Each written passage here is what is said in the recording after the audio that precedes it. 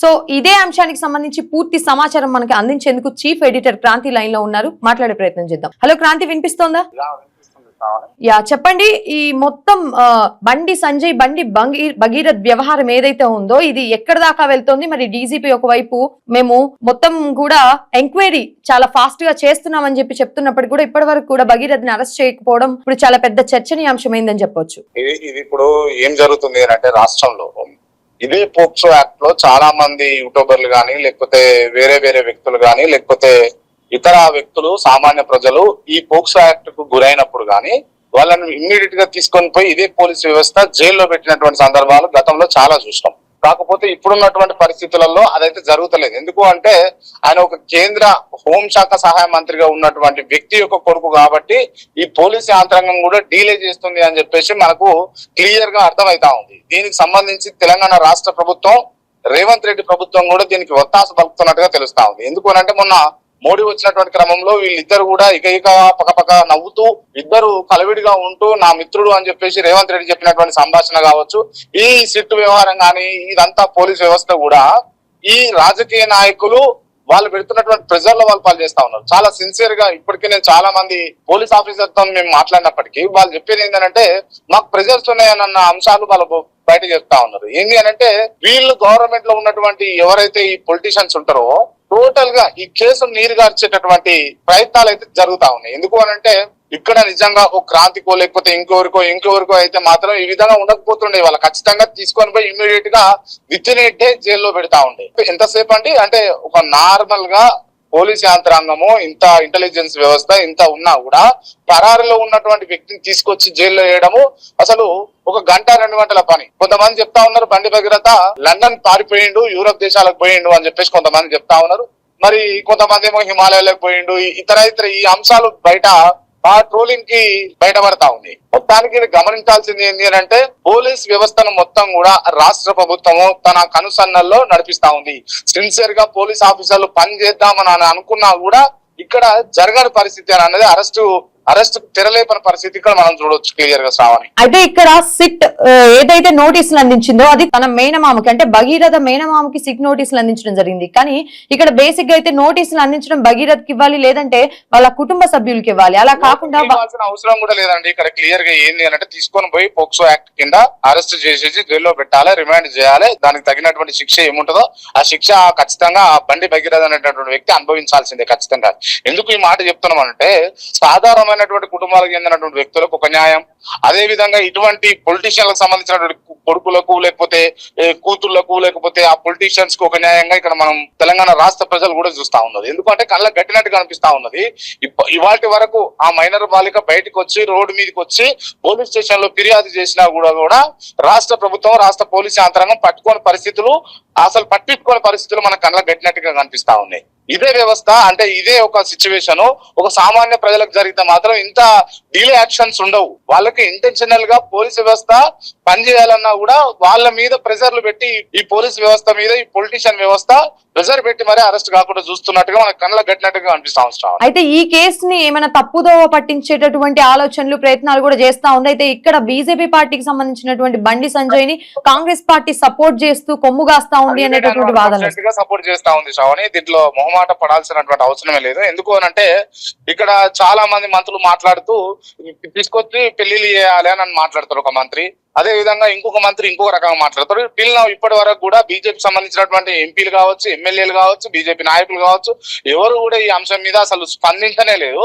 And ఇటు పక్క చూసుకుంటే కొంతమేరకే బీఆర్ఎస్ పార్టీ నుంచి కూడా కొంతమేరకు కొంతమంది నాయకులు మాట్లాడుతా ఉన్నారు చాలా అగ్రెసివ్ గా. అండ్ ఇది ప్రజల్లో రావాల్సినటువంటి అంశము.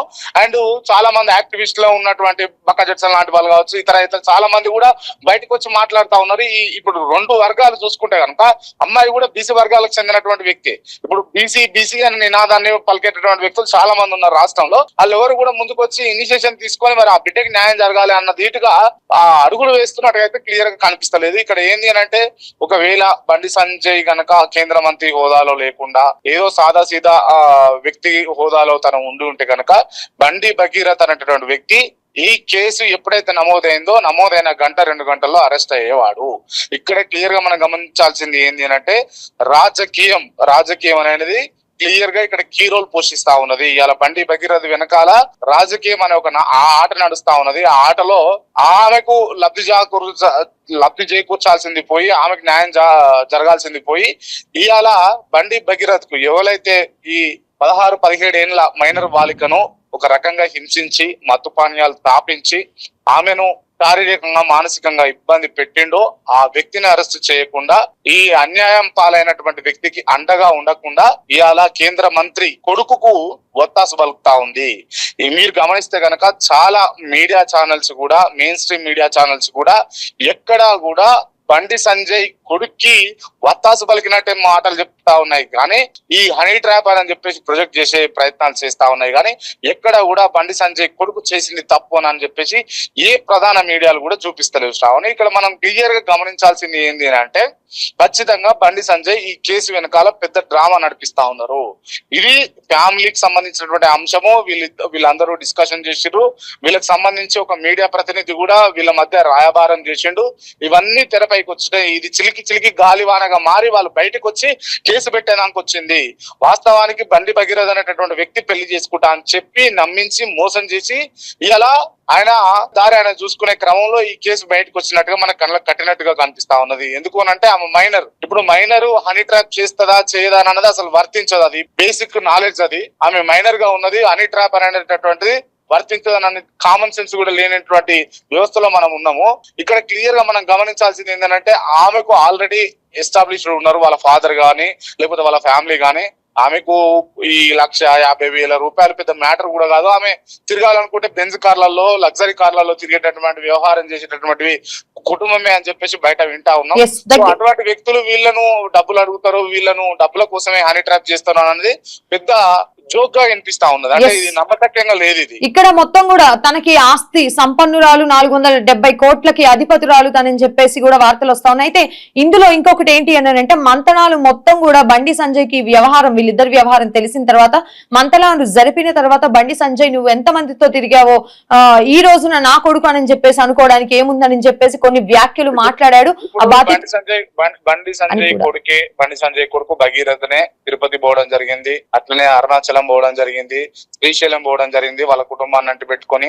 అండ్ అదే విధంగా ఆ కుటుంబానికి సంబంధించినటువంటి ఎవరైతే వాళ్ళ ఫ్యామిలీ మెంబర్స్ ఉన్నారో, వాళ్ళ పేరెంట్స్ ఉన్నారో, అమ్మాయి వాళ్ళ పేరెంట్స్, వాళ్ళు భగీరథని బంటి అని బగ్గి అని ఇట్లా ప్రేమగా పిలుచుకునేటటువంటి వాళ్ళకు ఆస్కారం కూడా ఉంది అని అంటే, వాళ్ళు ఎంత క్లోజ్ గా ఉన్నారు, వాళ్ళు ఎంత అసోసియేట్ అయి ఉన్నారు అన్నది మనకు అక్కడ కనిపిస్తా ఉంది. ఇక్కడ వాళ్ళతోటి వీళ్ళతోటి తిరిగినప్పుడు ఈ వ్యక్తి పోవాల్సిన అవసరం లేకుండే కదా. బాగున్నప్పుడు మంచిగా ఉండి ఇప్పుడేమో లెక్కలు మాట్లాడి అనవసరంగా అమ్మాయిని బ్లేమ్ చేసి మైనర్ బాలికను హింసించి ఆయనకు ఇష్టం వచ్చినట్టుగా వాడుకొని ఇలా గట్టెక్కి అన్ని కారుకూతలు కూస్తే కుదరదు కదా శ్రావణి. అయితే ఇక్కడ కొన్ని సోషల్ మీడియా మాధ్యమాల్లో కూడా కొన్ని ఫొటోస్ అండ్ వీడియోస్ వైరల్ అవుతా ఉన్నాయి క్రాంతి. ఏంటి అని అంటే, ఇక్కడ మెయిన్ గా తన కోసం, ఆ అమ్మాయి కోసం మాట్లాడినటువంటి మాటలు గానీ మొత్తం కూడా ఎమోషనల్ బ్లాక్ మెయిల్ చేసి ఆ అమ్మాయిని ఆ డ్రామాలోకి నెట్టేసి 2 సార్లు ఆ అమ్మాయి తనకి తను బలవన్మరణానికి పాల్పడే విధంగా చేసి, ఒకవేళ హనీ ట్రాప్ ఇక్కడ జరిగితే గనక క్లియర్ గా బండి భగీరథ అనేటటువంటి వ్యక్తి హనీ ట్రాప్ చేసినట్టు, కానీ ఆ అమ్మాయి చేసినట్టయితే కాదు. అది మనం గమనించాల్సినటువంటి అంశం. ఎందుకు అనంటే, ఆయన చెప్పినటువంటి విధానం కావచ్చు, ఆయన చేసినటువంటి చాటింగ్స్ కావచ్చు, ఆమెతో బిహేవ్ చేసినటువంటి వ్యవహారం కావచ్చు, కాల్ రికార్డింగ్ కావచ్చు, అవన్నీ క్లియర్ గా తెలుస్తా ఉంది. ఏంది అంటే, ఆ అమ్మాయికి ఆల్రెడీ మేజర్ కాదా, ఆమె మైనర్ గా ఉన్నది. ఆమెకు మాయమాటలు చెప్పి ఈయన మొత్తం కూడా ఈయనకు నచ్చినట్టుగా వ్యవహరించి ఇలా ఆమెను లోపరుచుకొని ఆమెను ఇబ్బంది పెట్టాలని విశ్వ ప్రయత్నాలు చేసి, దీంట్లో అనుకున్నది జరిగిన తర్వాత ఇవాళ ఆమెను సైడ్ చేసి ఆయన బయట ఎస్కేప్ కావాలని చూసినట్టుగా కనిపిస్తా ఉంది. సో దాని మూలంగానే ఇది బయటపడ్డట్టుగా తెలుస్తా ఉంది శ్రావణి. ఇది సంగతి శ్రావణి.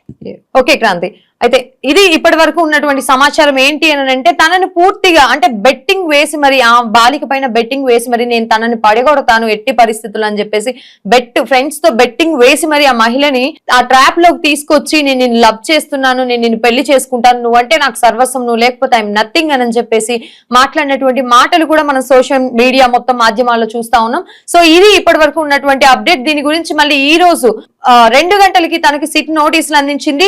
అయితే దానికి మొత్తం కూడా హాజరు అవుతాడా లేదా అనేది చాలా ప్రశ్నార్థకంగా మారిందని కూడా చూడొచ్చు. లేదంటే ఈ రోజు కూడా ఒకవేళ హాజరు అవ్వకపోతే ఇంకా రాజకీయ కోణం ఏమన్నా ఉందా దీని వెనక, ఇంకెవరన్నా కూడా తనను భగీరథ్ ని సైడ్ చేసేటటువంటి ప్రయత్నాలు చేస్తా ఉన్నారా? పోక్సో యాక్ట్ అనేది అసలు ఇండియాలో వర్తిస్తుందా, మొత్తం కూడా తెలంగాణలో వర్తిస్తుందా, లేదంటే కేంద్ర మంత్రుల కొడుకులకి వర్తిస్తుందా అనేటటువంటి ప్రశ్నలు మాత్రం మనం చాలా బలంగా ఇక్కడ చూడొచ్చని చెప్పొచ్చు.